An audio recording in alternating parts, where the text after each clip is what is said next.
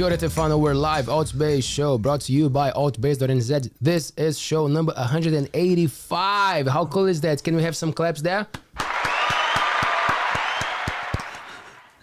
Busy studio, full. Thanks so much for watching, for joining our platform, and for supporting our show. Subscribe to our YouTube channel to make sure that we keep growing and bringing cool people every week to have good korero. That's what we're here for.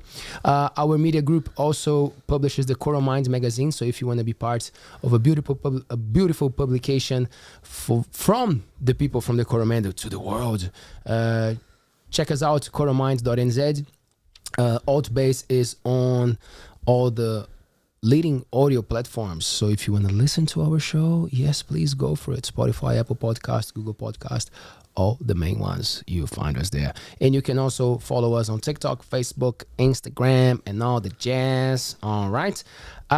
Just a couple of things before we start. On the weekend, Taylor and I were part of the New Zealand Podcasting Summit, organized by Lewis. I forgot Lewis' last name, so I'll check it in a minute. And he's a teacher at the Auckland University, and we had a great time. We were welcomed by a lot of cool people, and we got to meet a lot of interesting people from the area. It's great to see how the podcast scene is growing in Aotearoa, New Zealand. So make sure to support the shows that you love, especially the independent ones. You know, usually those are the ones that need more support, and there are amazing people doing great stuff for our community. All right. On my left. Oh, one more thing. I'm sorry. We went as guests to a cool podcast called Rota, R-O-T-A 55, which is in Portuguese, and that was pretty cool. And Taylor and I were guests on Friday, and the boys are going to put that show out soon. So I just want to send a shout out to our bros from Rota 55. Obrigado. Te Paea Puha on my left after a long time. How are you, Te Paea? I'm good. Good? Yeah, good to be here. It's good to have you here, Te Paea. How is the music journey going? Yeah, it's going good. We just did a performance in Whangarei last weekend, and yeah, it was mean. I really enjoyed it, and it was really fun. I enjoyed the whole weekend, and the people there were really cool, and it was good to get some like feedback from people out of Whitianga, and they like really enjoyed our music, which was cool, and it gives me a little bit more confidence in what we're doing as well.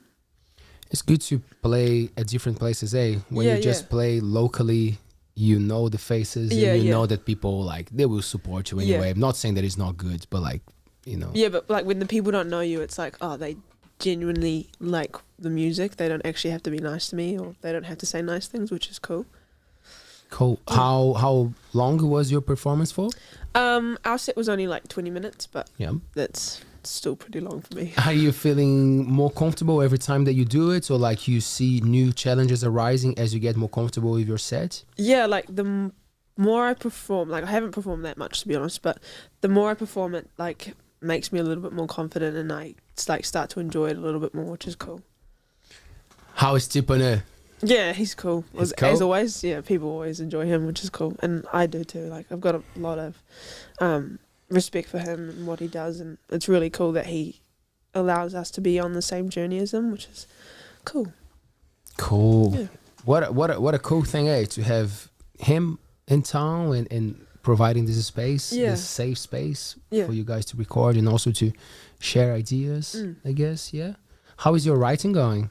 Yeah, it's going good, and yeah, it's going good. Yeah. Does it come and go for you? Like, is it something that you can do consistently, or sometimes you have more inspiration, sometimes you have less? How is that part? Yeah, I think I could do it consistently. It's just that, like I think there's times where I just have more inspiration. Like when I'm like, I think just like when there's stuff going on in my life, I find it easy to like write about that stuff. Depending on what's going on. Yeah. I want to bring more creatives to this conversation. With us tonight, we have Mr. Jensen MANUKAU. Kia ora, bro. Sure. How are we?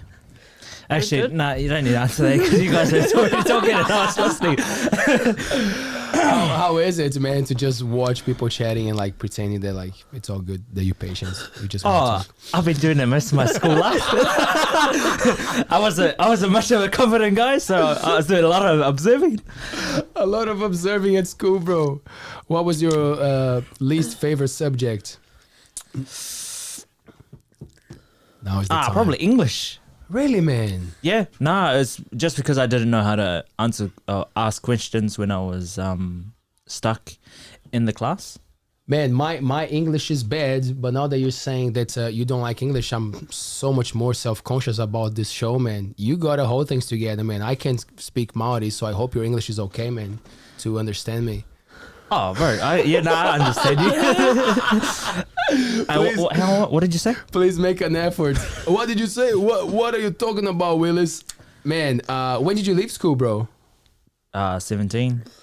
I didn't finish because I was in school pretty much because of my auntie. You know, she sort of wanted me to do something that I didn't want to do.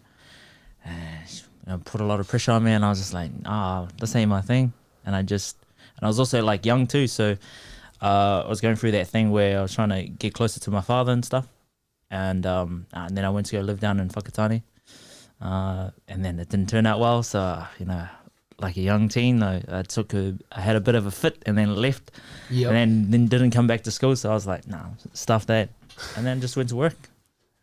Interesting, how like different strokes for different folks. Some things suit some people, some things don't. Gotta respect. Yeah, I think because I've never really settled at a school for more really, because growing up I went to different schools. I started in Mercury Bay, then I went to Allendale, then I went back to Mercury Bay, then I went to Kawerau, Matamata primary, I think it was, or intermediate or whatever. No, it was primary, and then went back to Whitianga, and then I went to Kawerau, and then I went to Manaia. Oh wow! And then I went back to Whiri, and then I went to Whakatane. Whew. And then I came back, and then I was sort of like, didn't really have a footing in school anyways. Do you feel like because you moved so much that made the chance to enjoy or make the best out of school harder, because you were always like new at places and having to understand what was going on in those places? Yeah, 100%. I think I couldn't really, I've seen it with kids that have grown up in Whiri, that they keep tight with their circles, their friend circles, and I've never really had that. So it was also hard making friends. And I was a really shy kid too. So moving different schools, starting anew all the time, I just went inward, more introverted and stuff like that. So I never wanted to make any more friends, because it was kind of, I was moving to a different place all the time. An attachment thing, eh? Yeah. You understood that it would not even be worth it. 100%. Again, because it was like the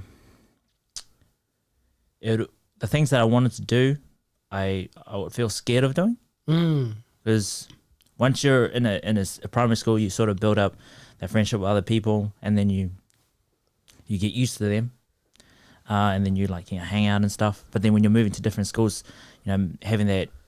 building that foundation with friends and stuff, it was kind of hard to do again. I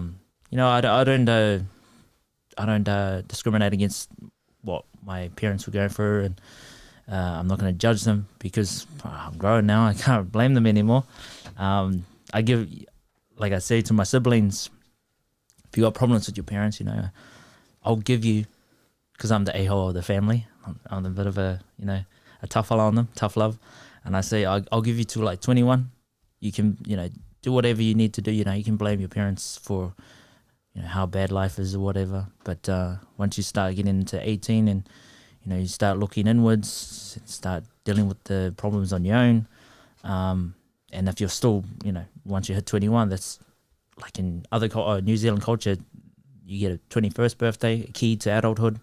And so it's like, move on, you're moving into the transitioning as an adult, from the adolescence to the teenager to the adulthood.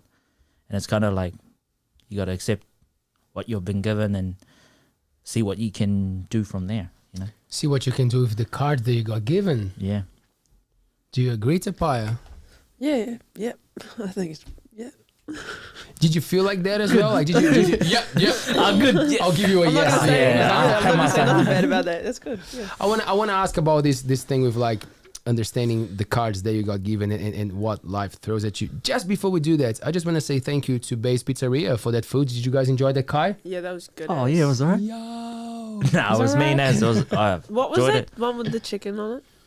What's Oh, it called? The chicken wings? No, What- the one with the bacon on the pizza with the bacon. Oh, the on it. pizza. Henry can send us a message with that. So Honestly, that's like the That was best actually pretty pizza solid. I've probably Good stuff, ever eh? had. I had another piece when you were in the. was it was it prosciutto or Oh, yeah. bacon? Kind of like prosciutto, eh? Like a different. I wouldn't be able to. Yeah, like this. Yeah, I I think it was didn't have a good. It was clue, good bro. anyway.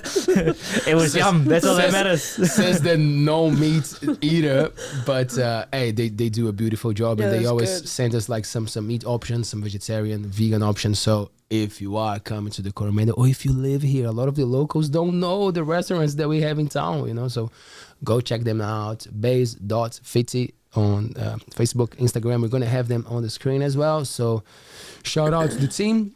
And let me do this because this conversation is too good. And before I forget, Jensen MANUKAU started to pursue acting in February 2021. He attended a massive workshop and soon after joined the massive company MNE Group, which is the massive Nui Ensemble with renowned New Zealand artistic director Sam Scott. She's top, I met her. She's amazing. Yeah, she's the man. She's the man. Well, she's the woman. You know, why do people say that? She's the man. She's Because it's a the. New Zealand slang for Yeah, I know, being. but like, why can't you like when Let's someone's say- cool? You'd be like, she's the woman. Or Thank I you, don't know Te Paea. if we should say that. You or are not, right. but you it's know. like too many syllables, isn't it? So it's like woman, man.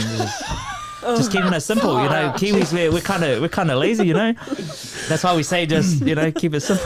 Te Paea, Whatever. I'm gonna go with you, Te Paea, with the renowned New Zealand artistic director, the woman, Sam Scott. At the same time, Jensen started training screen acting under acting and voice coach Juliet Furness, another top one, eh? Jensen is also trained. You're gonna tell me more about that. Stunt fight with NZSSSC. Jensen has been a part of Woman Far Walking. This is a massive theater company production. Feel Good Man, Papakura Theater, Children of Westborg, Stray Theater, The Mooncake and the Kumara Seed, great name, Seed Theater, Hangitoto, Pump House Theater. This one is the last one that you did, eh? Yeah? Yep. Waiheke Theater Company. Oh, a top one here. Ahikāroa, you had a speaking role in this beautiful Maori series. Is that correct? Yeah, bro. We're going to unpack that. And a bunch of student films with SAE, South Seas, and UOW. Jensen loves combat sports training in Jiu Jitsu, kickboxing, and boxing at CKB, which is the City Kickboxing and Toa Martial Arts. Shout out to our friends from Evolution Fitness, Billy and Buddy. Kia ora. We're stoked, my man, to have you here. And Te Paea, busy life, eh? Jay. Yeah, bro. Yeah, I know. He's like reading it. I was like, oh, what the heck? Man, what drives you like to pursue an acting career? It's not an easy one, you know. Like everything is doable in life. I love that concept that if you want to go for something, go for it. Love what you're doing and be the best that you can. But like we all know that the arts are not necessarily the easiest path to go through. Yeah, no, it's you don't start making money until you're like the top 20%, and then you make real money when you're on the top 1, you know. So what made me go into it? I've always loved acting and drama, even in school. Like my first play was Three Little Pigs. I was a big bad wolf, and Macbeth. I played Macduff, so I was able to cut off Macbeth's head and just throw it into the audience. Yeah, boy. So I like that sort of performing side of acting and the performing arts, and what made me like pursue it full time. I came to a crossroads when I was working at OPC, so I was developing as a human, you know, working on work ethic. So for the people who don't know, the OPC is? OP Columbia, it's a muscle factory in Whitianga. They just process mussels and then they ship it all over the world, America, China, Russia, and it's it's where the locals usually go because it's it gives a lot of jobs for any person, for hours, and so I came to a crossroads at this job because I worked up to being more than I worked as a supervisor. It took me a while to get there, but due to circumstances, I was able to get in. Worked as a supervisor for maybe a couple of years, and then I was like, okay, I can either stay at this job, get a mortgage on a house, one day find a wife, have some kids, or I can pursue something that I've always wanted to do in school, but I let my school peers get to me, like that school peer pressure get to me and stuff like that. Something that I really love. And then what made the decision harder was that I was given an opportunity to get paid more. So like higher position, because once again, circumstances opened that door for me. And so I was like, so I looked at my options and I seen how in my family, usually big families like Islander, Māori, Pacifica families, they don't I looked at my family and realized that no one really stepped outside of that circle of just going to work every day and doing something they like. They were doing jobs that they just did to make money. I'm not putting any shade on that because getting a job is you need to eat every day to have the lights on. No shade on any job that you have to do to get money, but no one in my family stepped outside that circle. And so I was like, okay, I'm going to do this for me, but I'm going to also do this for my siblings. Did you have support from them when you decided to do that, to go for that, to pursue that career? No, so I didn't. Even now, I sort of don't have much support with acting. When I mentioned fighting, they're like, oh yeah, when's your next fight? When's your next fight? I'll come watch your next fight. But when I mention acting, it's like, cool. No one likes fake bloods, Te Paea? Huh? No one likes fake blood. You want the real blood from the fights, not the fake blood from the plays, Says the man who loves the arts. I love it, man. Yeah. Tell me.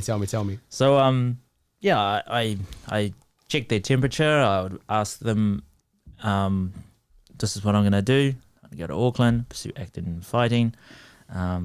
They sort of just went, meh. And I was like, well, fuck you then. I feel like when I don't have the support, it kind of like makes me I'm like, oh, well, if you don't want to support me, then I guess I'll just have to fully support myself. And although it might be hard sometimes, that's probably the best thing for you.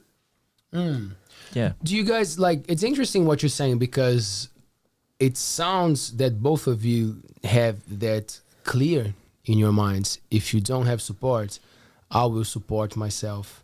Where do you guys think that come from, especially coming from families that not necessarily would support a more let's say, rebel way of living? Because for a lot of people, they get stuck in life because they don't have this simple thing that you guys just said of if no one supported me, I'll support myself. It's like, oh, if no one's supporting me, I think I'm just going to stay here and do what I have to do. So that's an interesting thing. Where do you think that come from for you guys? For me, I guess it's sort of rebellious and stuff in a way. Definitely something, it made me angry. So I was like, okay, well, I'm just going to lean directly into it. Something that I developed later on as positive anger. We can go on that later. But it made me angry, and I was just like, okay, cool. So you don't want, I'm getting, no one thinks I can do it. Well, then I'm going to do it. And I'm going to go down swinging if I have to, but I'm going to throw everything at it. So, that's pretty much my mindset. And since I've been in Auckland, it's only been maybe 2 years. The family's actually, seeing what I can do, and they're like, okay, this is actually really good for the younger generation, the younger kids coming up, the cousins, the siblings. And they're starting to support, even my mum. She's kind of really, she gives tough love, you know. She's quite blunt, and even she's like, "Oh man, you know, I want to come watch you on stage one day," and I'm like, "Shit." She's probably the first person where I was like, "Okay, now it's starting to change. People are seeing that I'm doing this, and you can do that," you know. So there's other people in my family that have artistic backgrounds as well. Like one of my uncles, he's the man with drawing and stuff, but he keeps it to himself.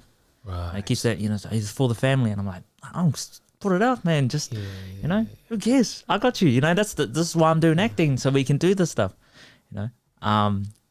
And in one of my other uncles, he gets into heavy rapping and stuff like that. And I'm like, man, share it out, you know, push it out, go, you know, do what you can. But then again, there again, he's, you know, sort of just keeps it to his like little circle. And it just makes me angry because I'm like, man, these guys are so talented. Not just, you know, my uncles, but there are other, you know, female ladies in my family that I'm also looking at like, man, if you just, you know, just put it down and just went for your passions that you actually like, go for it, go swinging, you know. Do you feel like though, if the people who are into the arts but not necessarily doing it as a profession, do you think like they fear that maybe if they go for that they will lose the passion about doing it because then it kind of becomes a job and a responsibility? Maybe. I was just clearing my throat. Yeah, maybe they could, but I think like people don't share their stuff because, well, I like me actually, like it took me ages to like share my music and stuff because it's so personal and like I just don't want to be judged for like my stuff because it's so personal. It's like hard to share sometimes, I think. Right. I totally agree with that, and I'm going to piggyback off that sort of statement as well. It's the judgment, and also like even if I was to look back at school, when kids will try hard in school, they'll be, you know, kids will punk them and be like, "You're try hard. Why are you trying that?" You know, and I'm like, shit. You know, when I look back at them, that's tall poppy syndrome. Like that's tall such poppy a syndrome big thing hard. in New Zealand. And especially in like Maori families and like Pacific families, I think that's like seen a lot. Yeah, it's like we bring each other down instead of lifting everyone up. You know, I don't know about now, but I definitely know that then when I was starting to move into acting and stuff, it was like, why are you doing that? That's dumb. You know, just like straight up being hating on it, but then going, don't be a hater. It's like, bro, how, you know, you're hating on me and then you're telling me not to be a hater. Bro, you're being a hypocrite. At least when I'm a hypocrite, I acknowledge it, you know. Do you guys, do you feel like it's changing the way that Maori families are dealing like with everyday life nowadays, that it's much more accepted than what it used to be before? Because we bring a lot of older Maori people to our show, and we hear the stories of like we could not speak the language, we could not talk about our culture, you know, and that creates a lot of trauma and anger and all the stuff. But like now it's not perfect yet, you know, there's a lot of work to be done, but people are enjoying the language, especially with social media. People are more keen to learn, to share. Do you like to believe, and do you see a good change in the ways that like people are acknowledging their culture and their ways of being? This might sound ageist, but I think with the younger generation being more open about things, they're sort of helping change the minds of our elders, you know, seeing that it's not as bad to maybe change for the good, you know. Let's say for our culture, acknowledging Pākehā, trying to take up, learn te reo. I can't speak for anyone else, but I speak for myself. When I've had Pākehā come up to me and, you know, tell me that they're pursuing Māori, and I'm like, all right, you know, that's mean, because it spreads more of our culture into other cultures. But also it's like, you know, as long as you respect it, all right, go hard. And then with that, it shows that, you know, it's slowly changing. And then sooner or later there'll be other cultures they will touch base on learning our language, the Māori, because we're a prideful people, and as long as we're open to other people embracing our culture, as long as they respect it, it will slowly change the way they look at it, with open arms. That's what I'm trying to touch on. Anyways. That was deep. That was deep, brother. Deep. That was deep. What do you think, Te Paea, the way of like all the peoples and like no, just like on Johnson's statement of like appreciating Pakeha, appreciating people from different backgrounds, wanting to tap into Maori culture. That's a big that's thing. cool. That's cool.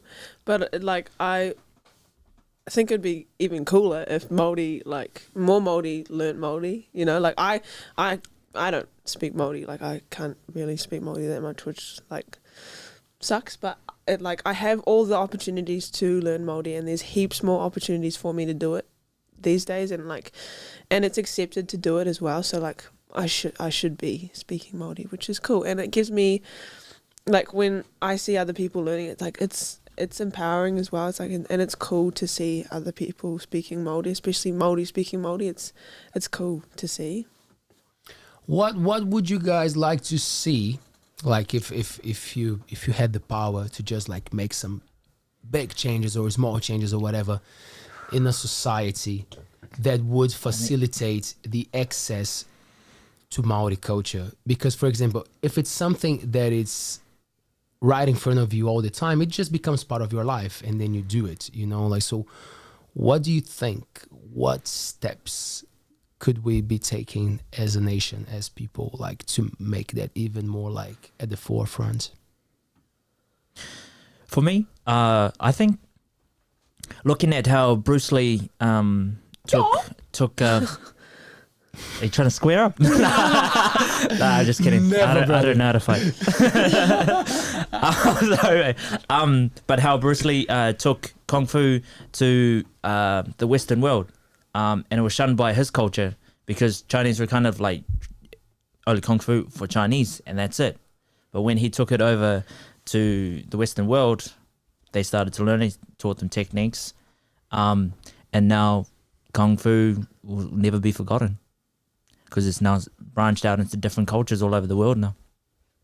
And he's also an icon, but that's, what I would like, if we're talking about hypothetical steps and stuff like that sort of thing that Bruce Lee sort of did, but for Te Reo Māori, over to different cultures. Maybe even like kapahaka, that'd be cool, because I know that there's like a lot of people that travel overseas to do a lot of kapahaka there, and like they always get really good responses and stuff as well. Like I think maybe teaching other people like that side of things as well, not just the reo, which would be cool. Yeah, I totally agree with that too, because kapahaka is it's fun. Yeah, and it's like a good way to express yourself as well, and like you're speaking Māori too, so I think that'd be cool, like way to encourage people to learn our language. We had someone coming on the show, I'm trying to remember who it was, but the person was saying how we will see a beautiful thing happening in a few years, because so many Maori are overseas. Now that we all have the opportunity to go and travel and spend time abroad, you are disseminating your culture without even noticing. So we had a good chat here. I'm trying to remember. That's the person says, like in a few years, you won't even realize how much bigger the influence is, not just the rugby, not just the All Blacks, which is amazing, which is good for the nation, good for everybody. But if we can take the culture out there, that would make more sense, right? There's more respect involved. Then we don't tell the colonization story all the time. We can actually tell the story of the people who was here before, and praise much more nature than anything else, right? It makes much more sense. Yeah, because that's a good point, bro. Because do you feel like the kapahaka and the singing and all the things that you do from an early age help with your acting, or you have to detach and you have to think about something else and tap into a different person when you're doing your drama? Your acting?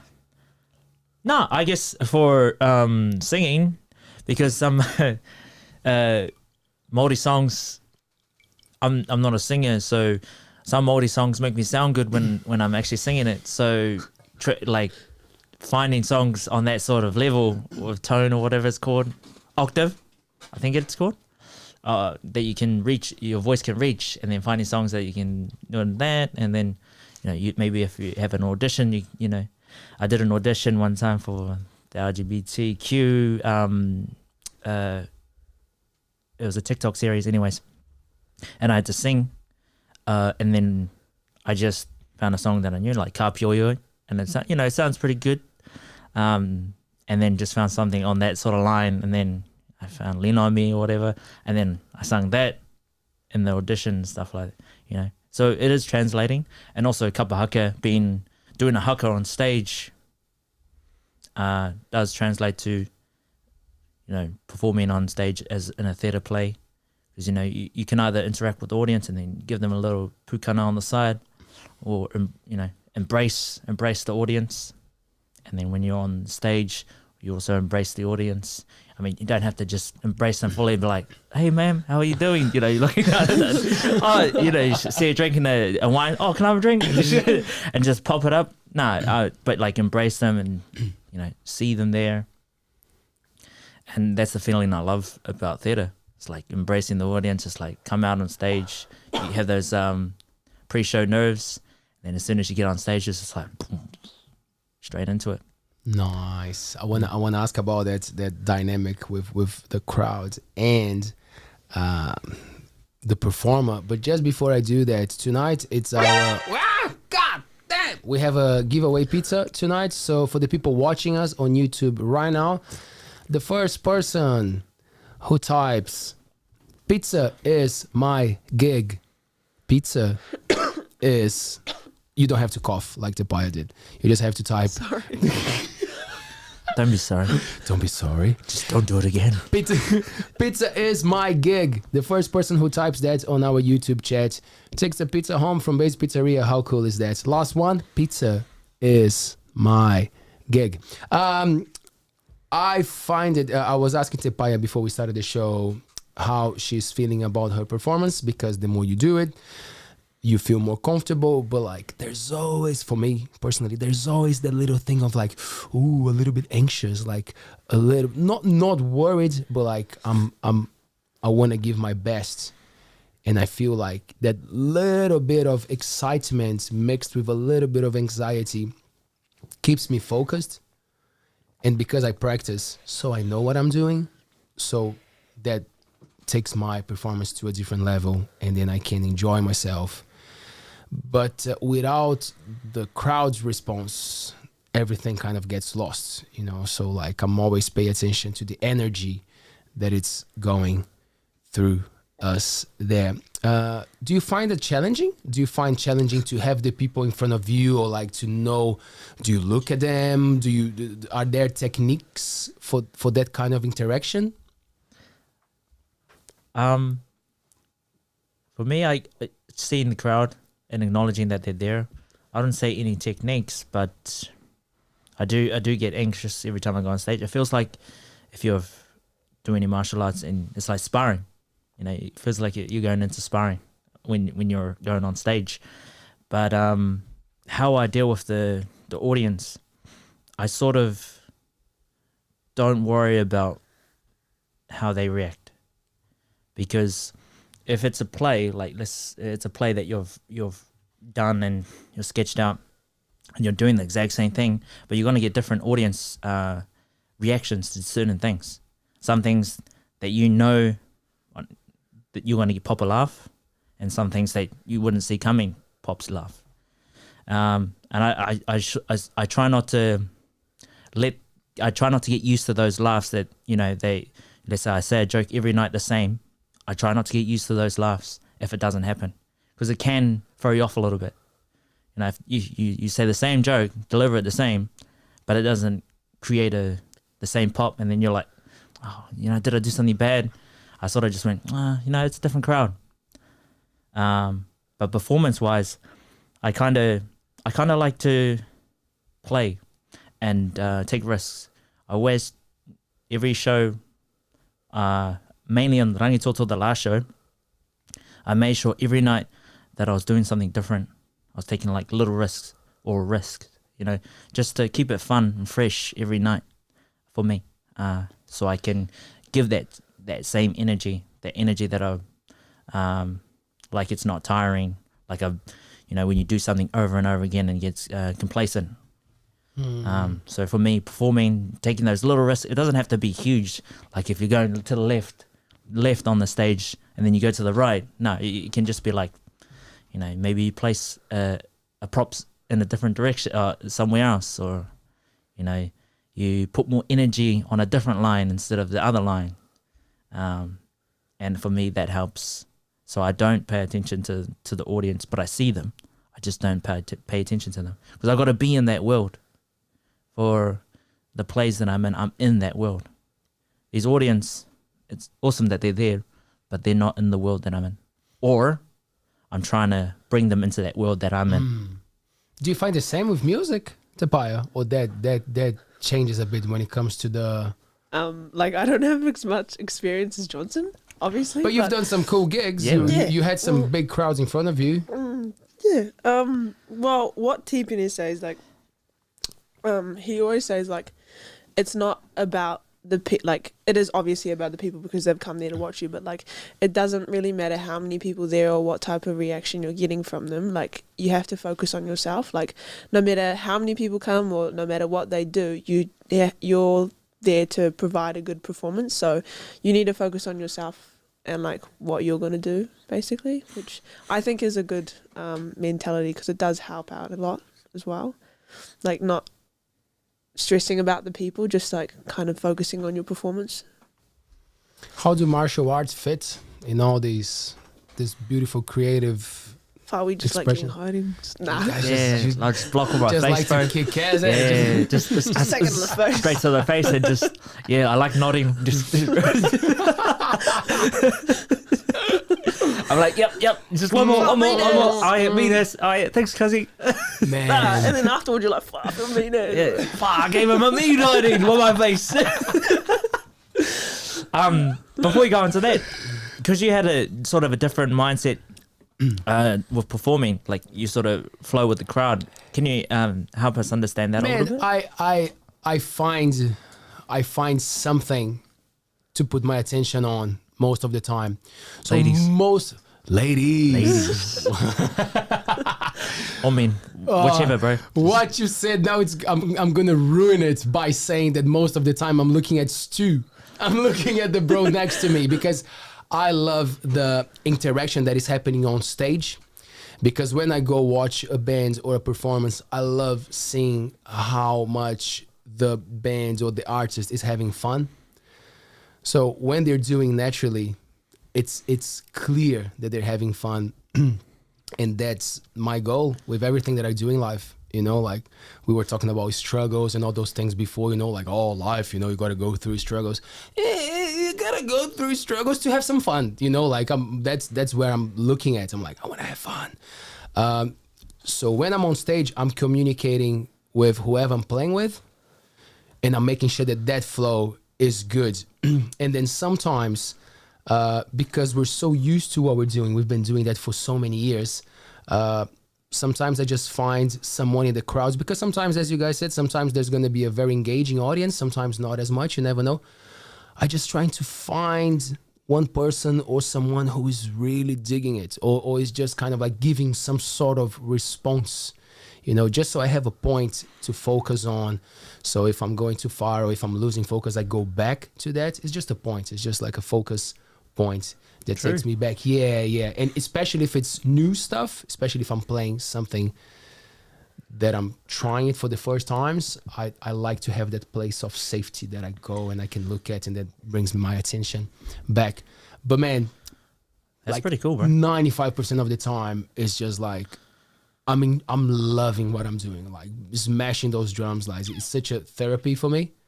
So I'm just focusing on doing that like the best that I can, especially when there's younger people watching, when I can see that there's a young audience around. I'm like, here we go, man. This is for you guys. You know, like I'm going to give all I got because you never know. Like that's how I got inspired.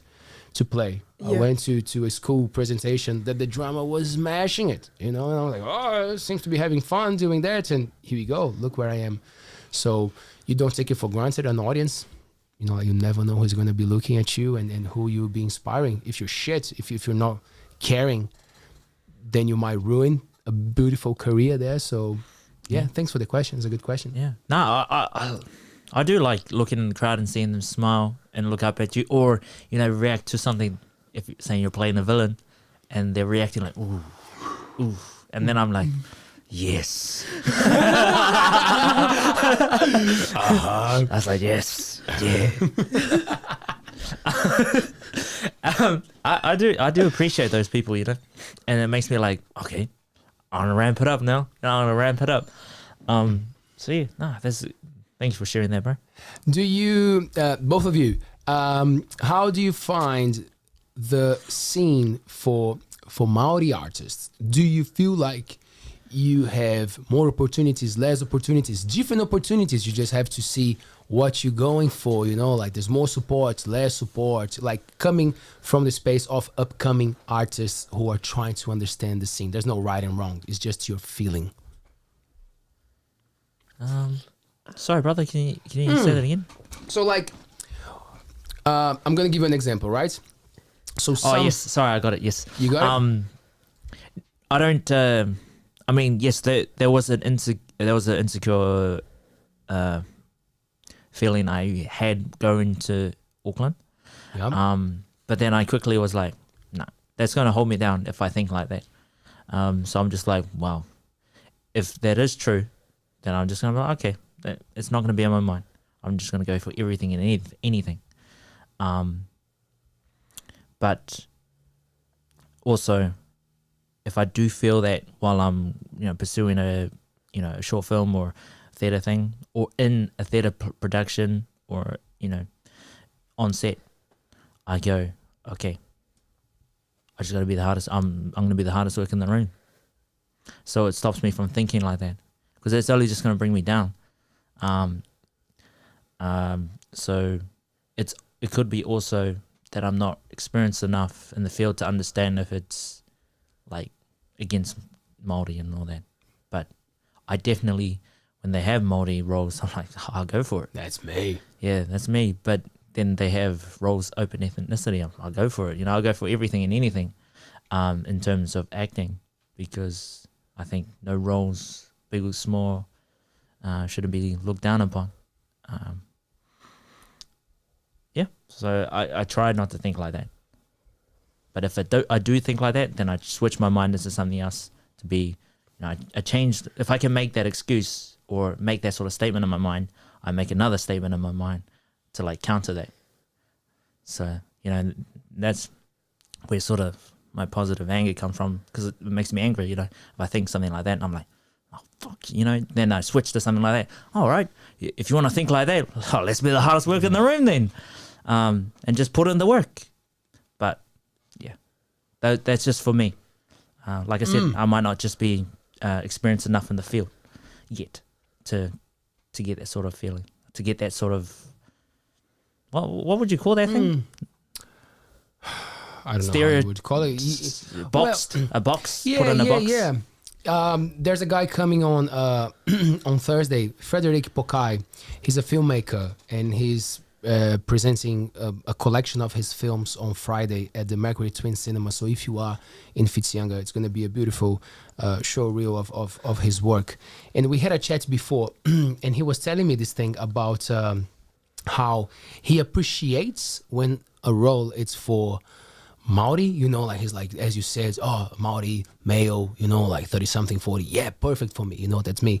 But he was telling me an experience that there was the description of a male, and when he saw what the script was like a violent man at home beating up his wife, and then he was like, why did you guys write specifically like brown man, like for a role that is representing violent, and then we just started to have a good on Thursday. We're gonna dive deep on that.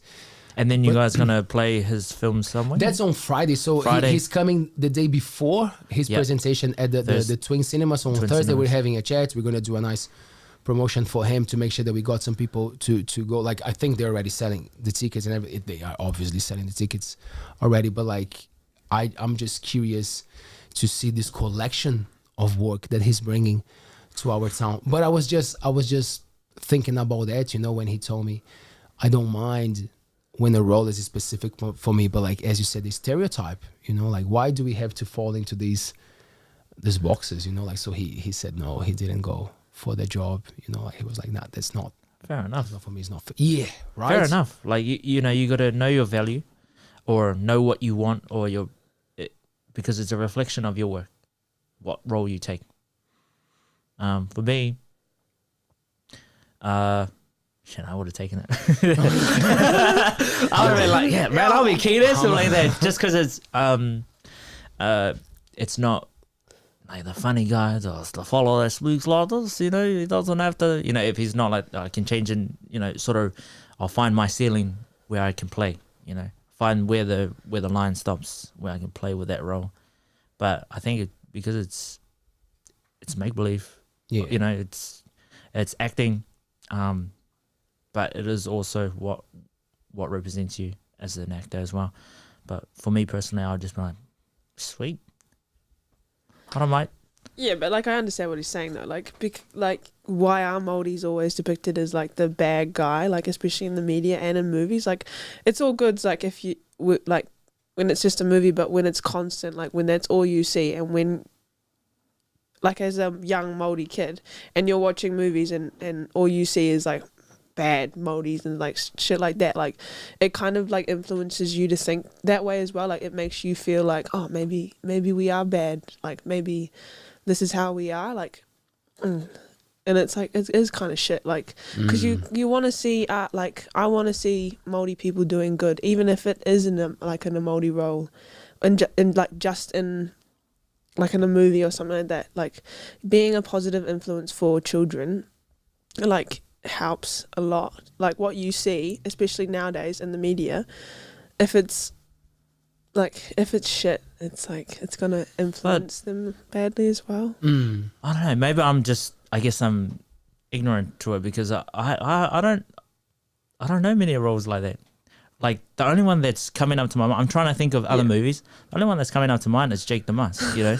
But then there's other movies like Deadlands. You know, that's a real gangster movie of like Māori men, you know, being warriors. I think nowadays, like the movies that are coming out with Māoris are made by Māoris, so they're like they kind of have a better idea how to like depict Māoris in movies, and like, you know.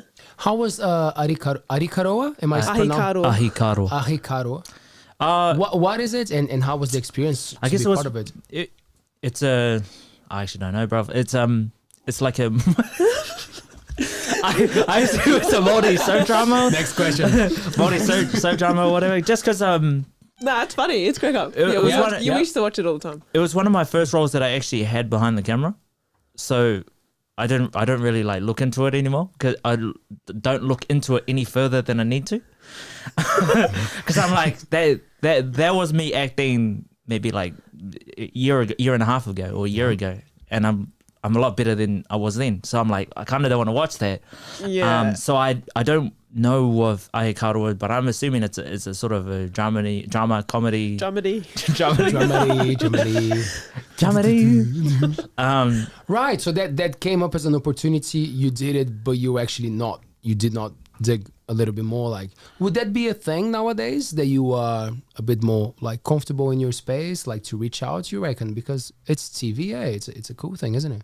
Yeah. No, it was a cool role. Like I got to call one of the main characters a bitch, and but also like get into not really a scrap, but you know, sort of get sassed out by one of the main characters because it was his, you know, baby mum or something like that. His hustles. Tucky. Carl, I don't. Okay. Did you say it was cool and funny? Oh, wow. that implies that you know the show. But yeah, I think the role was quite fun, and I felt like I was as natural as I could be to deliver the lines. because I just enjoyed it, and it made me want to do more acting behind the camera. Because I was like, man, it was a mean small role, but I was like, I want some more, bro. Yeah. And then so I pretty much that September ended up doing like 9 short films for uni students, because I was like, man, I want to be behind the camera more. But it was mean, bro. It was mean. Man, do you watch it, Te Paea? Do you watch Ahikāroa? Like I used to watch little bits of it, but my family, like my dad and stuff, they used to watch it, so they know more than I know, to be honest. We were talking about mental health before, bro. You guys do, like, hard to say what is right or wrong, but like when you're looking at the boxes you got to tick to apparently live a happy, healthy life, you guys seem to be. Was that me? No, that was my throat. Just gaslighted you. Sound like a frog. Good microphone. Your stomach, bro. At least it was not a fart. Thanks, guys. When you're ticking boxes of like what people say, oh, a good life, exercising and being involved with like the arts, some sort of it, and like eating well. And wow, I think it's the show that we've drunk more water since we started. You guys are just like machines of drinking water. I love that. Just want to beat him. Nah. That's a healthy competition, man. 2 liters, 2 liters. Give me 4. Can you guys tell me a little bit about how you see how you look after yourself, how you pay attention to your mental health? We were talking before, Johnson, if you don't mind bringing that back, of when you run your 10Ks. I wanted you to say that, please, again. Super. So we inspire people. You don't listen to music, you don't listen to anything. Yeah, so when podcasts started becoming a thing, I listened to Joe Rogan, David Goggins, and it was kind of like, his story was inspirational. And then he also said like he doesn't listen to sort of music when he works out. So I adopted that, and I just can't take fuck that shit.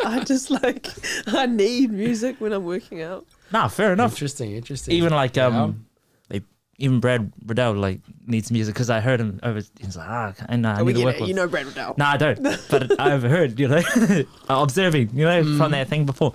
But yeah, so this year I started after Christmas I started figuring out I need to start working on my mental health and taking control of the things I can.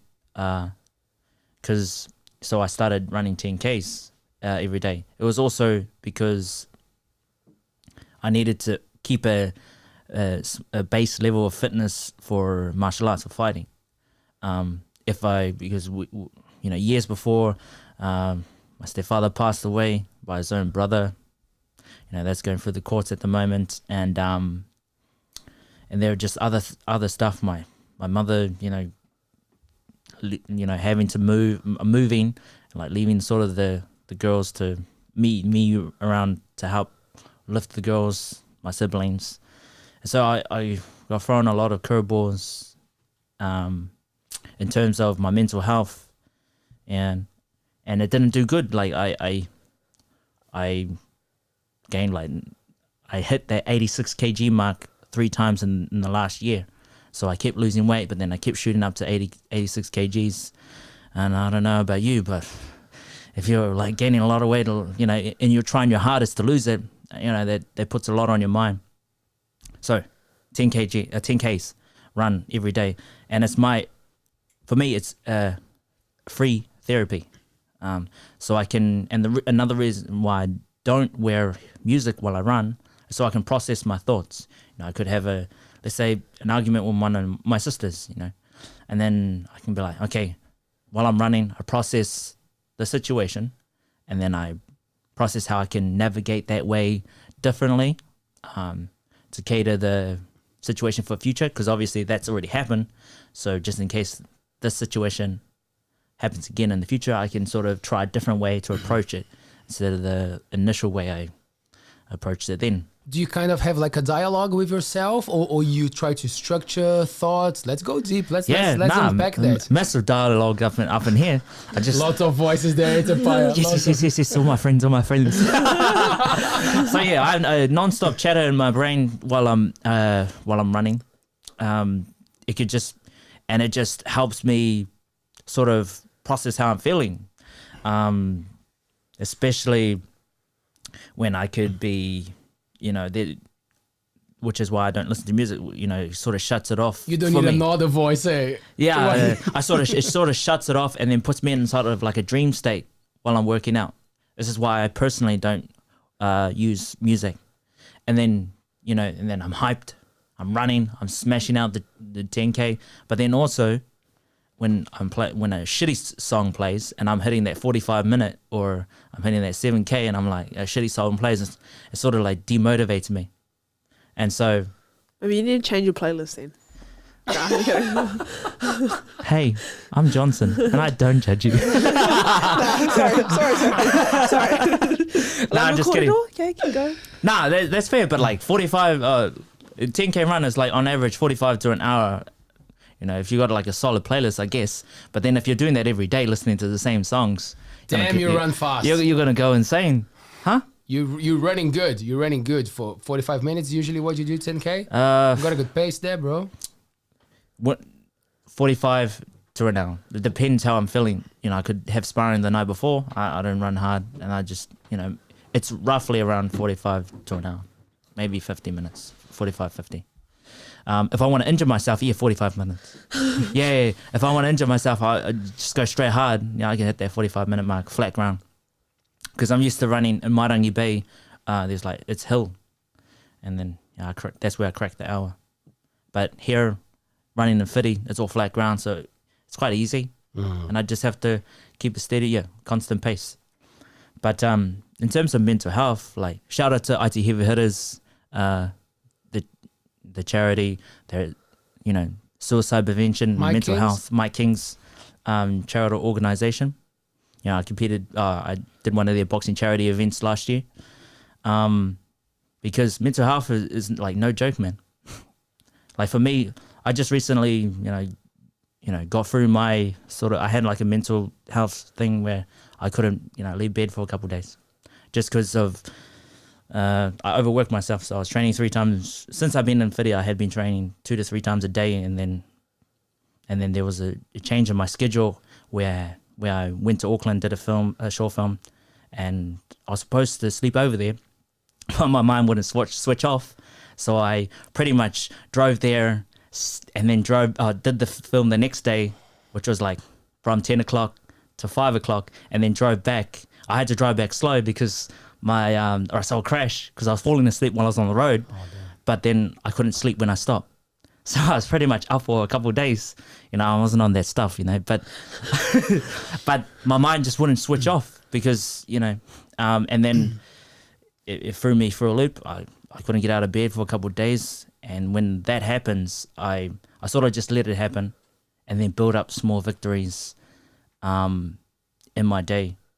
It can be as small as make your bed in the morning, sleep, wake up, just make your bed, and if you don't feel like get out of bed, just make your bed and get back on top of it, or late at night, go for a walk. I didn't work out, because I don't work out when I'm sick, regardless if it's physically or mentally. I don't work out, but then for this, when it's mental, I do a walk, small victories, build that up, build that sort of thing up. I still do the study thing, and so, yeah, like I said, it's that feeling, mental health for me is that feeling of being in that dark place, and it's different things. It could be no energy to do anything. It could just be numbness. I feel, I don't feel sadness, happiness, love or hate. I just feel nothing. And then also the worthlessness. And then the last one for me is feeling alone, even though I'm around people. So those are my dark pits that I sink into when my mental health's not right. And my 10K run for me has helped me keep it at bay, or not keep it at bay, but help me process why I would feel that way for each each sort of mental health thing. And so I realized I was overworked, training 3 to 2 times a day, and then pretty much traveling like 6 hours, doing a shoot for 8 hours, not sleeping. I'm sure that would sort of empty the tank, and you'll be caked. You pay the price. You pay the price. Once you or not, like sometimes we rush things, we do things because we gotta get it done, but it will accumulate, man. You're gonna pay for that. Yeah. Up front, after, for sure. And I'm kind of like, should be all right, just keep going until the wheels fall off. Because I'll pick it back up when I go for a run. I decipher it, but then when I woke up, I was like, I got no energy to do anything. I mean, how I deal with the others is through my, running. But it's funny because the numbness one is, some people could probably understand what this is. It was like the numbness where you don't feel any pain. That's when you start thinking about doing you start self-harming. But for me, because I understood that, there was a negative outlet to feel pain. So this is when I started running on treadmills. I hated running all my life. I only did weights. And since I started gymming at 16 and then at this 19, I was like, man, I need to find this positive outlet. And so I started running on the treadmill. And my second run, I was feeling numb. And I remember that day, it was at the old gym. TV there, it was night. And I was running on the treadmill, and my mind I wanted to give up. Like physically, I wanted to give up, and I had only been running on the treadmill for 2 minutes. But then I was like, then I realized that my mind was numb, that I couldn't feel any pain. So I was like, you know what, can't you feel like you can't feel any pain, you want to act like this? Well, hey, let's feel some pain while running, And so I turned it up and I ran harder. And while I was on the treadmill, I started crying because it was too hard. I started crying because, but to me, I was like, mate, I need to start feeling, I need to feel something, and this is what I'm going to feel because it's a healthy way of feeling it. And so I had to push my body and, just run hard on the treadmill. And then I was like, yeah, that's good. I'm going to keep doing that when I start feeling like that numbness. But then also I was able to go, why do I feel numb? I was able to process. It's because, I was fat. I was 93 kgs at the time. To some people, that might not be heavy, but to me, that I'm a small bloke. I'm not one of those 6 foot fellas. So 93 kgs is fat to me, and I had only been doing weights. Bro, I wanted abs, but I was doing upper body and legs. I wanted to be lean, but I was eating a lot of bad food, and those are the I was drinking like 4 times a week. And that's the sort of thing I processed doing finding those healthy outlets. Because if you can find excuses, negative outlets, before I touch on those, I'll find some positive ones that work for my benefit. And then the aloneness, the feeling alone. I always used to run, but just in case that doesn't work, I going to different schools, never really settling, and then feeling alone, even though I'm around people that love me. I know they, mentally, I rationally, I know they love me, but I'm like, I still feel like I'm bloody alone. And so for me, the way I processed that was just going to situations where I normally wouldn't go. Like go for a hike. Māori, okay, I don't really go out for hikes. I've never been a hiker, not even in the bush and stuff like that. I'm one of those Māoris. I don't. One of those people. But I'm Māori. Okay, one of those people. And so I was like, okay, so what can I do alone that I don't like? And so I'd go Shakespeare's Cliff. Well, alone. And they'd just be like, don't worry about anyone else, because I had always, wanted to be with someone, whether it's family or something like that. I always needed to be with someone, so I went alone. And then I was like, okay, this is all right. And then the next I worked on, because I was drinking 4 times a week. Then I cut it down at this point to like 3 to 2. Then I was like, okay, I need to go to situations that make me feel uncomfortable socially. Because that's another thing, because feeling alone while you're around people, it's to do with social thing. And so I put myself in social situations that because I don't actually like socializing. My battery gets low quite quickly. And so I put myself in those situations, even though I didn't want to be in those situations. And I was like, okay, yeah. And then I feel that feeling like, oh, bro, you're alone, cuz you're on your own. Waka. There's people around, bro. There's people around, bro. You're just alone, man. And then I'm like, yeah, I'm just alone. That's okay. I'm chilling by myself. It's cool. You're not alone. Like, you could go talk to people and stuff, but yeah, but like I said, I was alone, even though I was with people. Yeah. No, I get that. Yeah, that emptiness, that pit of emptiness.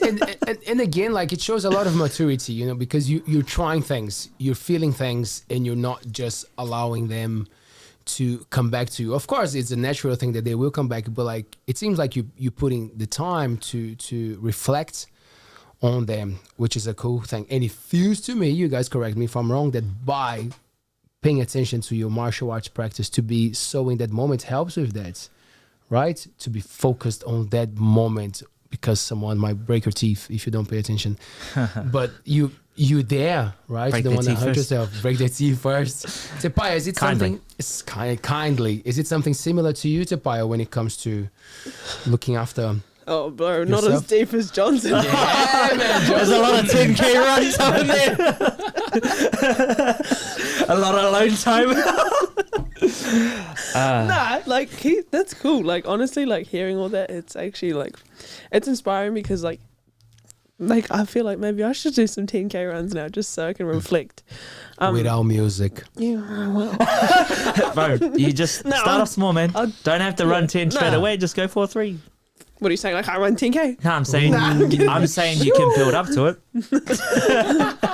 I believe you can do it, but doing it every day from 0 to 100 that might be a bit difficult. Just injury, human bodies are quite fragile. I'll just try the running first day. Yeah. Haven't run ages. Getting a bit getting on the heavy side, kids. But as you were saying, sorry for cutting you what off. was I saying? Talking about mental health. It's just cool. It's just cool for me to hear from the young people, because the thing is, what I think is that mental health has been out there since we know each other as humans. It's part of our nature to be stressed out, because it was survival at the time, right? But nowadays, it's so we're so bombarded by all these outlets in social media and all the stuff that people are talking about their experiences. And of course, younger generations are having access to those information. So sometimes it's something, I'm not gonna say that you are not ready to receive, but like sometimes it was just not relevant for a young person to have all this information. But once you see something, you cannot unsee it, right?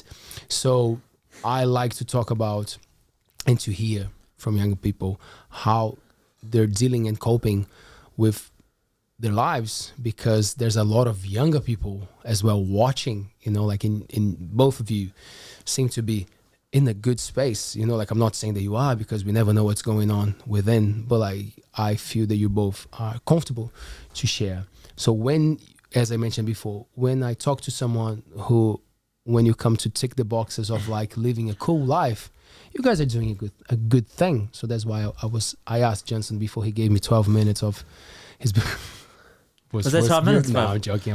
Which was beautiful and very inspiring. I could see Taylor taking a lot of notes there, because you said so many gems there. I just wanted to pick your brain on that as well, Te Paea, because you are as dedicated as Johnson. I don't know if more or less is a thing, I don't but like have as much gems as him. 10K runs. But we all know, and that was one of the reasons why we invited you to be part of the Altbays Show funnel from the beginning, because I always admired your dedication to things. Yeah, well, like when it comes to like working out and stuff, I just think it's necessary for me to do it. Otherwise, I feel very aggressive. I think inside I have a lot of energy, and sometimes it doesn't like come out in the best ways. So I think that working out just gives me that release, especially like when I am feeling a little bit shit, that definitely picks me up. And also like martial arts, like I do love it and I enjoy it, but it also comes with like kind of like the family kind of side of things as well, because you're kind of like you're with these people for a very long time and you're hitting them and you're choking them and you learn to like you love each other, you know, and it's cool and you create like a little. You're like, I fucking love you so much, tap, bro. Tap, man. Oh, I forgot to say tap. Send that love back, tap. Yeah, but it's cool. Like I like that that kind of environment that I get out of it. Like it is kind of like a second family, which is cool. And I think a lot of other people that do martial arts and stuff get that kind of vibe and stuff as well. But yeah, I don't do 10K runs and stuff. No, you don't have to. But yeah, I mean, you sing. Yeah. You sing, man. Oh, singing definitely, like, it is a big outlet for me because it's a way for me to like express what's going on inside my head, like being able to write it and then also have it in like a form where I can listen to it as well is like helps a lot with my head. Yeah, I mean, Jensen, did you say that you lost your father? What is that? What you said? Like, my siblings lost their father. your so he was siblings my lost their stepdad. stepdad. Yeah. How many years ago? Last year.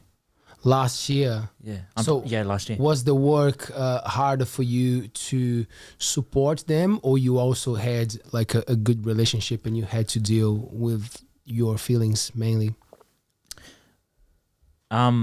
So I was aware that I don't have to help my siblings one bit. Like I don't have to do anything.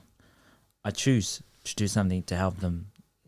You know, talk to them, be there for them, or not talk, just listen. You know. And when he passed away, I was disappointed because I always had hope that he was going to be the man I thought he would be. You know. Because my siblings loved him so much, I always had hoped that he would be the father that they can look up to, instead of like, asking for loans off them and stuff like that. But it was an unfortunate circumstance and it was out of his control. But to me, there was no steps before that he was getting better. Because he was also not right in the head. He was like mentally unwell as well. I think he had schizophrenia or something like that. And unfortunately, he didn't get the help that he needed. He was used to the struggle of staying in his bubble instead of stepping outside there and getting help for his tamariki that love him so much. And that's why I'd say I'm disappointed because, I will have hope for you up until, I'm here for the living. You rest in peace. And I did my best to help him be laid to rest, because there were some sort of disputes on burying him sooner. And I didn't want to step on anyone's toes, but once my siblings wanted him longer to stay open because they were trying to get him in the ground ASAP. So I spoke to my siblings and I was like, what do you want? Would you like to see your father longer? They said, yeah. And so I was like, cool. So up in front of all these elders, I was like, these kids want to see him longer. This is the last time they're going to see him. So I was doing my best, even though I was doing my best. I even spoke on the paipai in front of these elders, introducing my family and stuff, and did the eulogy. I was calling that word eulogy for a very long time, but eulogy, to help him lay to rest, but I wasn't doing it for me or clout or appraisal from his other family. I was doing it because of my siblings, because they cared. To me, I care about them the most. I care about them a lot. And in terms of like the struggle with that, it was very tough. It was very tough because I was also doing a play at this same time. I think it was A Few Good Men. And I wasn't showing up properly. I wasn't committing as 100% as I should. because of this situation going on. But you know, it is what it is. And yeah, that's my 2 cents on that sort of piece for that.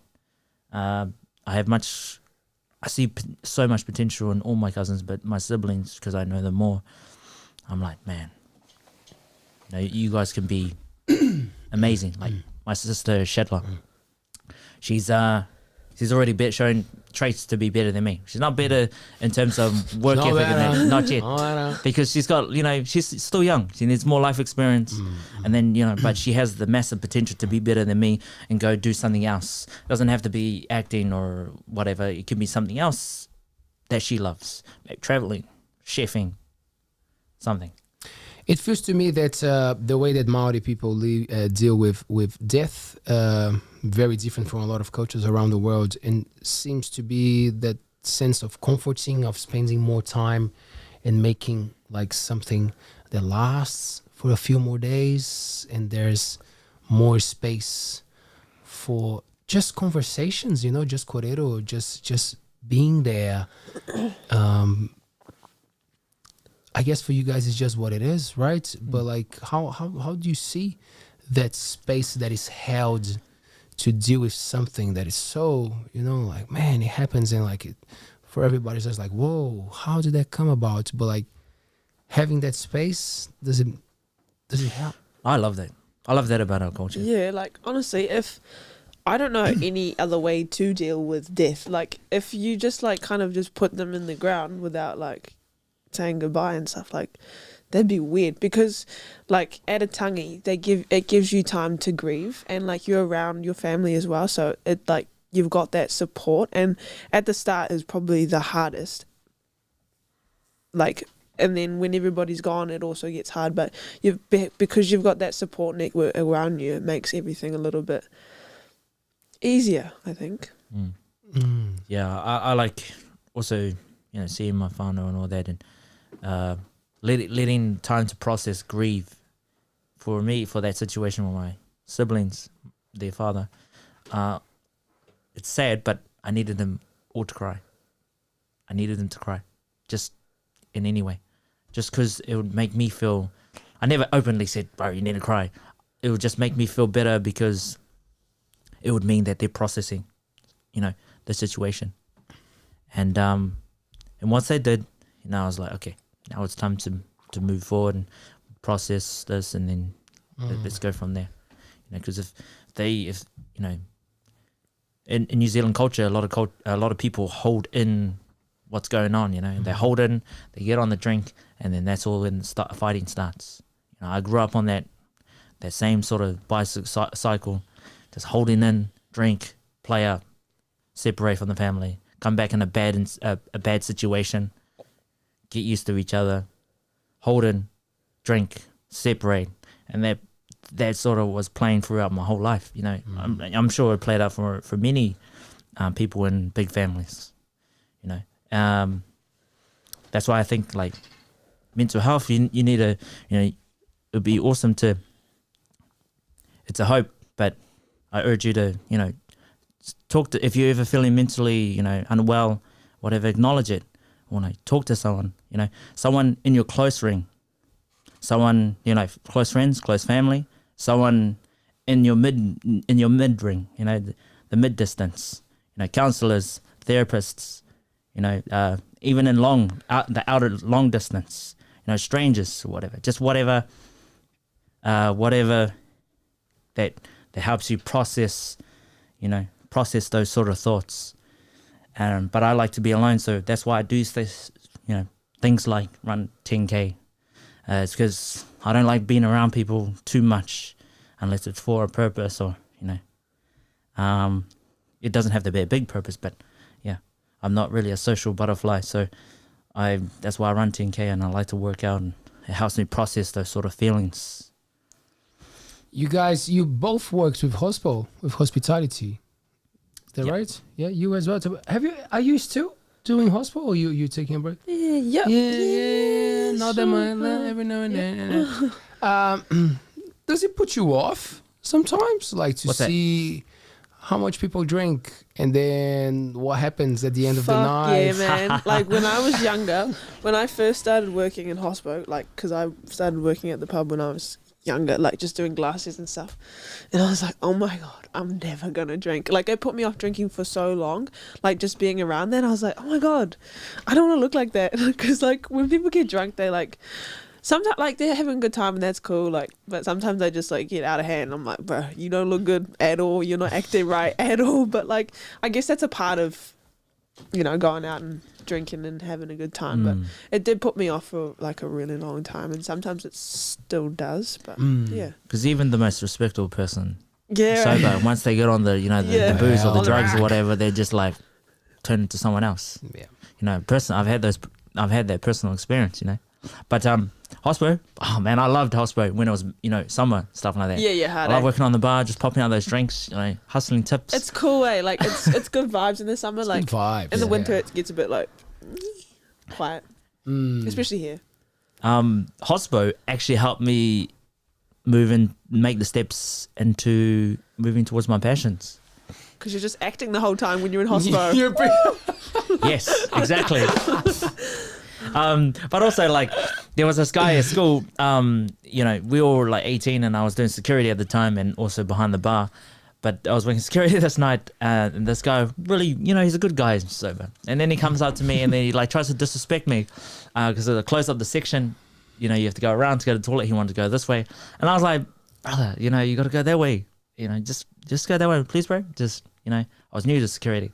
And he was like, oh, I'll just whip it out here. And I was like, No, you in my head, like I wasn't as, you know, confident and outspoken as I am now. Yeah. But in my mind, I was just like, my elbow straight to your face, only because if my uncle wasn't there, which was his security, I think he was 2IC. He was staring at me, staring at him. So in my mind, I was like, I'm more scared of getting a disappointed look at my uncle than getting into a scrap with this fella, you know. And I was, and he had done karate or something like that, and at this time I didn't know how to fight. So I was like, oh, very well, I'm lining you up, G, because once you got two hands over here. So and I was like, I'm way smaller than him, so I was like, I'm gonna throw everything into it. But then after the situation, I processed it. I was like, you know, why do I care about these fellas at school? You know, why did I care about the other students and how they would laugh at me when I tried hard? You know, pointing and laughing and stuff like that. And then I was like, wow, why did I care about them? And then that's when I was like, wow, I'm gonna do shit that I like now. And then that's pretty much the platform, like the base where I started laying down the foundation for acting and fighting and stuff. Nice. What both of you said about, you know, the drinking and watching people going crazy kind of pushes off. That's one of the biggest reasons why I stopped, pretty much. Like, I don't say that I stopped 100%, that I wouldn't put a drop of alcohol in my mouth. I actually don't mind, you know, like that helped me when I made sense of the concept of like nothing should own me. Like I'm in control of the situations, you know, like, so if I want to have a drink, I gotta find a way. It might be harder for some other people because we know that it's highly addictive, but like for me it was chatting with myself of like, who is in control of this situation, you know, like, and then I started just reducing the amount, but it was mainly because I was watching the way that people were after having a few drinks, you know. And in New Zealand, you have this thing that, you cannot get drunk on the premises. Man, people come smashed, they find their way in. Yeah. It doesn't matter how good you are, you know, to judge if someone is smashed or not. Sorry, I don't want to be that guy, but I must say, you bring people to drink in their bars and then you kick them out when they're drunk, you know, like, so they go to the streets and make worse stuff. So when I started to realize how bad the drinking culture was in the country, and I come from Brazil, man, like people drink a lot there, but we eat more while we're drinking. And I think that's not a thing. Smart, bro. Yeah. You know, like it because you just wanted to extend your night, you just want to have more fun. But when it's all about when it's all about the drinking, like it started to put me off, and then like I don't even drink that much anymore. Like don't drink much, don't drink it anymore. Like it's a rare situation that I'll try something, but. Yeah, that's a good point, bro. That's a really good point because I struggle with that actually. I avoid drinking because I can't control myself being on because I vortex, down 8. You can vortex, okay? Thank you. What is a vortex? Is that when you spin the bottle and drink the whole thing? Vortex! And so, yay! So like Drum roll. So I had to avoid drinking a lot. There was a part there like I was drinking like 3 or 4 times a week. But man, I was like, it was like a flip of a coin. I was either having a really good night or playing up. And so Sorry. flip of the coin, man, far out. And there was even like videos of me that I posted around video actually. For the people watching this show, if you got those videos, just Send them in. Send them in, man. send them in. So I had to just the shame. Right? I was just, You got shamed out of drinking. yeah. And even worse, I have like when I drink, even though if I'm having a good night, I have like I have like depression. I have hangover anxiety. Anxiety. That's what they call it. And Anxiety. yeah. Are you one I of get those? that sometimes. Like, I get that though. Anxiety? Yeah, like after you, like the next day after like drinking, you kind of like just get like real bad Yeah, anxiety. and flashbacks of the night, and you're like, "Fuck, why did I say that? Why did I do that? Why do I?" And so it took me ages to actually like the last couple of drinks actually. I've been able to maintain throughout the night and not bloody down the vortex drinks and stuff. Even though sometimes my bro's like, "Oh, just drink, bro. Stop being a pussy," and I'm like. Bruv. That's not a pussy because you didn't vortex a drink. Bro, It's I'm called just- control. I'm just like, bro, you do you, and I'll do me. But that's the thing. It's people projecting their insecurities on us, right? When someone says, "Come on, do it," you're like, "Well, you're saying this because you cannot control yourself, and now you want me to go down the road with you." And I must say, like, that's why substances are so complicated because they're fun. It wouldn't make sense. Like, why do people drink? You at that time that you are poisoned, by that, it's like you're not coping. Of course, you having a good time, but like, there's always a trade-off, right? You feel like the man, but then sometimes the man falls off the edge, and then you're playing up. And then you're not the man. Yeah, then you're not the man because you're the man being carried by 3 men. Yeah, you're the fella to You're the fella getting kicked out. Yeah. So even like for my confidence, bro, I had to.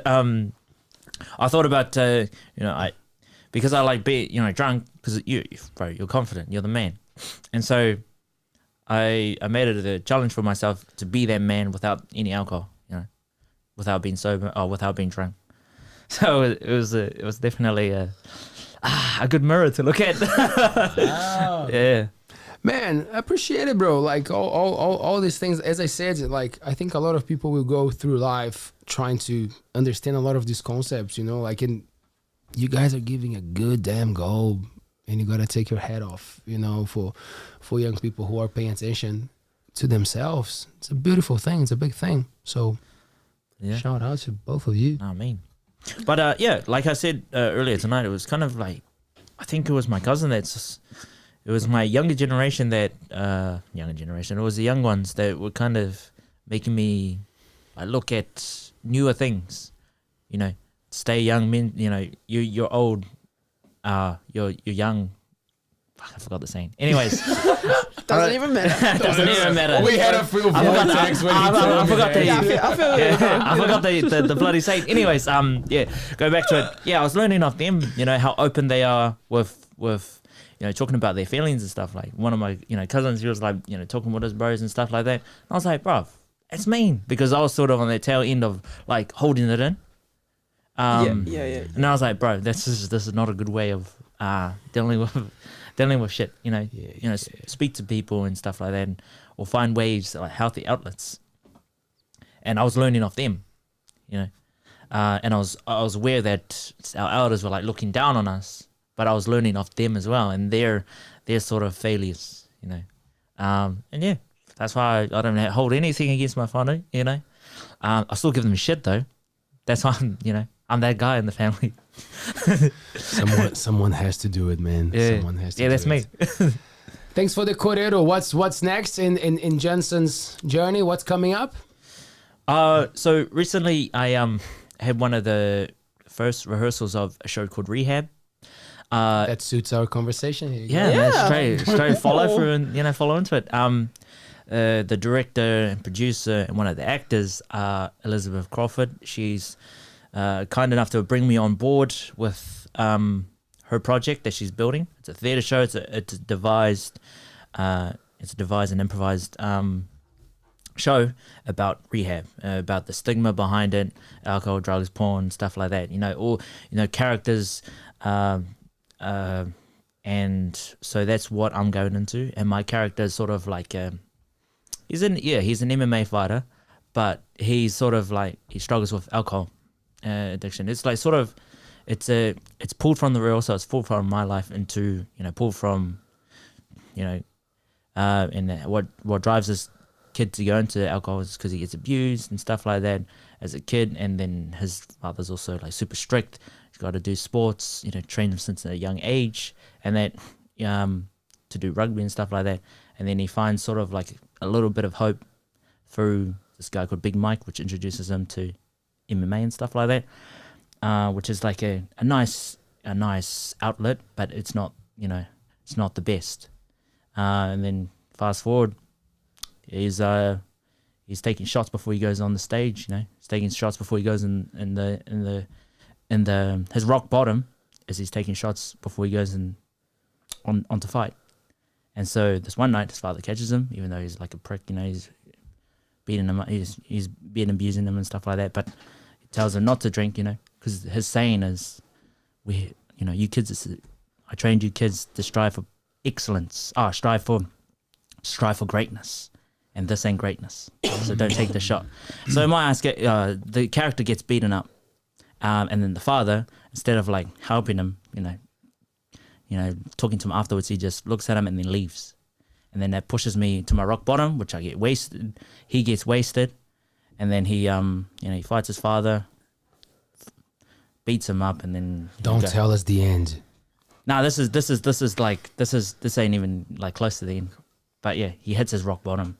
And then we move into the next part. So this show is about the stigma behind rehab. Let us know when it's out, when the process starts, so we can spread the word here. Yeah, hopefully, like this is a hope for the future, because it has so much potential, the show, because it's going to be played around Auckland, and then the next step after that is going to be played around New Zealand. And I was speaking to the director on Sunday. I think that's when we met up, and I was like, all right, we're quite tight down in Whitianga, got some media outlets out here like Altbays and stuff like that. We can have a chat on there and talk about the show, and then do the show in Whitianga as well. 100%. That'd be cool. That'd be really cool. So that's a hope for the future, but and then also you're talking with it could be possible. The potential is that she wants it to be a TV series as well. Do you think that would be suitable for like 16, 17 years old, or it's R18? Nah, I think it'll be suitable for 16. Yeah. Cool, man. Just because it's also supposed to be a message, of like this, like I said before, the stigma behind it. Yep. It not being words like porn and shit, like being taboo words to say, and then talk about the dark side of meth and stuff like that, but also make it into a comedy, and the shit behind alcohol as well. Just puts more light onto it. Keep us posted. We would love to facilitate or to make it happen. Maybe bring to the kids at school, the older ones, or try to do something in town. You got the platform here, bro. Yeah, sweet, bro. Thank you, because I will take that too. Yes, of course, 100%. Yeah. I think you guys have a pretty solid co-pop up in here. What the gym owner was saying earlier today, I totally agree with what he said. I'll be, how you guys lift up, younger people, like you guys listen to people, but you also uplift like younger, people pursuing their passions or doing something great, or do something they like. That's a mean sort of thing. Because, we appreciate. I appreciate it. Thanks, bro. Yeah, bro. Means a lot. It means a lot for Taylor and I, man. A lot. Thank you. Yeah. Oh, you did all right. He did it right there. JK, bro, JK. Thanks so much for joining. Well, we'll bring you back, man. We might bring you to sit here when we bring some more actors to have a chat. You can come and co-host with me. Yeah, no, I'll be gangsters. I mean, Gangster even. Ooh. Yeah, gangster. Yeah. Triple OZ. Yeah, no, always keen to just talk a bunch of good stuff I like and that. just keep the ball rolling, and then also getting behind the camera is also a good thing, and exposure and all that sort of stuff. And I'm all for it, We'll keep that in mind. Yeah, and I come back to Fitty to check up on my siblings, give them a little. No, give them a hug. Yeah, give them a hug, and then just wrap around, get the back in. Nah, Tap. yeah, be kind. Te Paea, thank you so much. Thank you for having me. It's great. Enjoyed that, and maybe I'll start running 10Ks. Take your time. Yeah, take your I'll time. definitely take work my it up. time. Work it up. Yeah. No, but thank you for having me on here. It was actually really good, and I enjoyed listening to Johnson. He's always got good stuff to say. Thank you so much. Hope to bring you back soon. Yeah. It's always I'll be hard to keen. catch you, man. So busy, but we'll give it a go. Yeah, so busy. Shut up. I think I drank more water than you though, so Ooh. Oh, yeah. yeah. We're going to start our Watch competition out. here. We got a few more liters to drink, so that's us for tonight. Thank you so much. Yeah, thank you. Thanks, Taylor. We'll be back on Thursday with Frederick Pokai, New Zealand filmmaker, Mean. bringing beautiful stuff to our town. The movie, he's going to bring some short films and I think one feature, something like that. Magri Twins Cinemas. So make sure to check them out. Watch the show on Thursday. You get the guy's vibe. He's a great dude. And then we're going to see you on the cinema on Friday.